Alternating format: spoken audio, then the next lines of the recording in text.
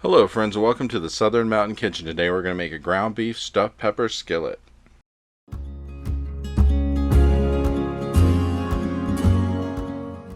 So what you see on my counter is what we're going to use to make this, and this is really not all that different than if you were making stuffed peppers. However, we're going to do it in a skillet and just let everything cook together, and this is going to be the quick and easy version of getting something that tastes really similar to the same way of making it. It's just basically everything here would have gone into making stuffed peppers, but we're going to do it in a skillet so that way we make a large meal, which basically you feed a whole family out of. And that's the best thing about it. There's quite a lot coming out of this, and it has this amazing taste to where everything is just really perfect, from the ground beef to the cheese to the seasonings, the rice, everything just works so well together. So we're going to start out by shredding up some cheese. We have an 8-ounce block of mozzarella. We're going to shred that up because I like shredding the block. If you buy the bag of cheese, it doesn't melt well. I don't really like dealing with that. So I do the 8-ounce block of cheese, which really doesn't cost all that much. You can get one of these for about $2. And I'm going to shred this, and we're using the whole block in this recipe. So you're going to use the whole thing up. It's not going to be in your refrigerator laying around waiting to be used. And you get a lot of cheese out of this when you shred it up, and this is perfect for what we're doing. So we're going to start with the large skillet, where we're going to put in there about 2 to 3 tablespoons of olive oil. And we're going to heat this up to medium-high heat, and then we're going to take about a half of a medium to large onion, cut it up, and add this to the skillet. And we're going to cook this for a couple of minutes before we start doing anything else, because we want the onion to start to get a little translucent, a little cooked before we do anything else to it, because we don't want onion in our mix that isn't completely cooked and doesn't have a good taste. So get the temperature up in your skillet. Move this around a bit so that way it doesn't just sit in one place and burn on the bottom, and we're going to mix this around a little bit just to make sure that it gets completely cooked through before we start doing anything else. So you're going to cook this for about 4 minutes or so, or anything, before we add the ground beef to it, and it will continue to cook with the ground beef. So what we're adding to this is about a pound of ground beef, and we're going to break this up a little bit, let it get heated up in here. And as we do this, we're going to break into the ground beef as we're browning it to actually break it into small pieces. We don't want any large ones going into this mix. And as we go along, we're going to end up adding the onions into the ground beef itself, so that way it can flavor it. And we'll start mixing them together in just a second after this has already started to heat up. So go ahead and mix your onions in, move them about a little bit, and make sure they get in there, because we really want to get this completely cooked through as we're moving stuff through. And the best thing about the onions being here with the ground beef is not only they're flavoring it, but they're cooking along with, and that's just perfect. So we're going to cook this for a few minutes before we add anything else to it. Just want to make sure that as you're cooking it, once the ground beef is actually browning, you don't have a lot of oil in your pan, like a lot of grease. So if you do have a lot that came from the ground beef, you can remove it before we move on to the next steps, because we don't really want to add that to the whole mix of this, because then you'll have like all of the stuff in your skillet's going to have a greasy taste to it, so we really don't want that. So remove whatever you have to, and then we're going to add in a half a cup of green bell pepper and a half a cup of red bell pepper, and we're going to mix this through. And this is kind of where you're getting the bell pepper from the stuffed pepper thing. So let's go ahead and move this through, and we're going to get these cooking, and we're going to do this for at least 3 minutes or so, because we want to make sure that they actually have a good chance to cook as we're moving along. So just go ahead and mix them through everything. 3 to 4 minutes should get these really going, and then we're going to add more things to this, because we're going to add some seasoning in just a minute. So go ahead and get them cooking, get the temperature in your skillet up to where it should be, because if you use frozen like I did with the bell peppers, you need to bring that temperature up, because it's going to cool down your skillet a little bit. Now we're going to add seasoning to this, and basically what we're going to start with is a half a teaspoon of salt and a 1/4 of a teaspoon of black pepper. And then after this, we're going to add 1 teaspoon of Italian seasoning to this.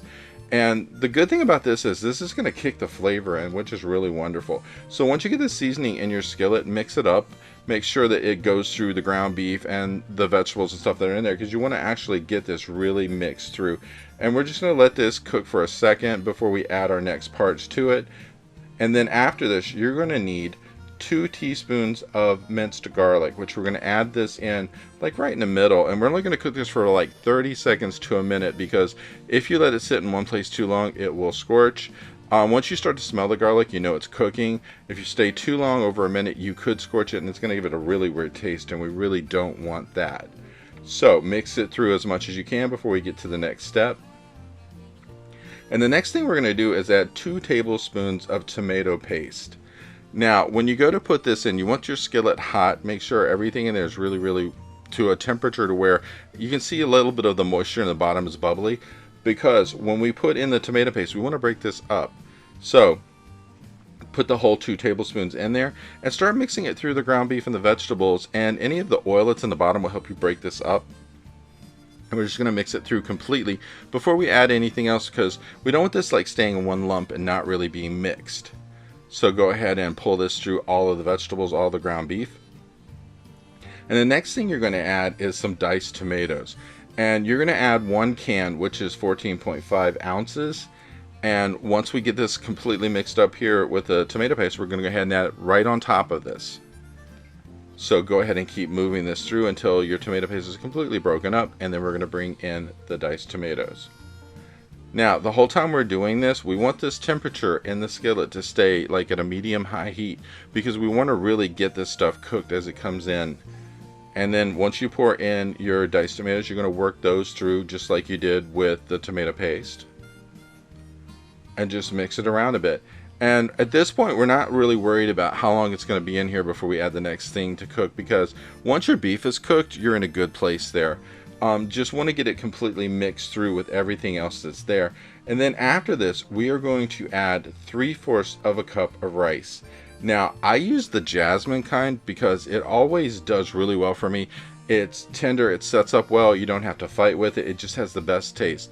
So once you get the temperature up in your skillet to where you got a little bit of a boil going on again here, we're going to add in 3/4 of a cup of rice. And then you're just going to like spread it over top of what's in the skillet, because we're going to add in liquid after this to cook it.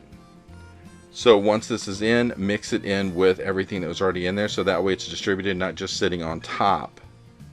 And then after that, we're going to add 1 3/4 cup of beef broth to this. And this is going to help cook the rice, because the rice is going to absorb this as it cooks, and it's going to take away a lot of the liquid we're putting into it, but you need it to cook the rice. So get that in there, and we're going to mix this up some more. But we want to bring this to a boil at this point, because once we get it to a boil, we know that it's hot enough to cook the rice. Then we're going to reduce the temperature down to about like medium, and then we're going to cook it for 18 minutes after the boil is already reached. So get it to a boil, turn down the temperature to medium or a little lower, and then you're going to cook this for 18 minutes. And you can put a lid on this during the time that it's cooking, because that's going to help. And just make sure that all of this is mixed together before we get to that point. But like I said, bring it to a boil first, because that way you know your temperature is high enough for the rice to set up and do what it's supposed to. So while you're waiting for it to come to a boil, just make sure you have a lid somewhere that you can put over top of this. And then after the 18 minutes, you're going to get to the last step of this, because at one point we're going to actually, at 18 minutes or a little bit later, is add in our cheese. So once you get to this point, just turn down the temperature to off, and you're going to put the cheese over top of what you have in here. And then we're just going to put a lid on it and let it cool down on its own and melt the cheese the whole way through. So if you wanted to, you could fluff your rice at this point. You don't have to. But once you get the cheese on top of it, as I said, put a lid on it, let it melt, and then it's going to actually, as it cools down, thicken up, and it'll be ready to eat. And that's the best thing about this is all you have to do. And the cheese melts really well, being that we shredded the block. And once you scoop this out, it's an amazing thing to eat, because it does taste a lot like stuffed bell peppers, but it has its own life in this, and this tastes so amazing. I hope you liked this video, and if you did, please like and subscribe. And if you get a chance, check out the Southern Mountain Kitchen website, where you can get a free recipe, check out the cookbooks available from the Southern Mountain Kitchen, and if you'd like to, you could order a cookbook at a discounted price, cheaper than Amazon, with shipping that is also cheaper than Amazon. So if you get a chance, check it out, and I hope you have a great day.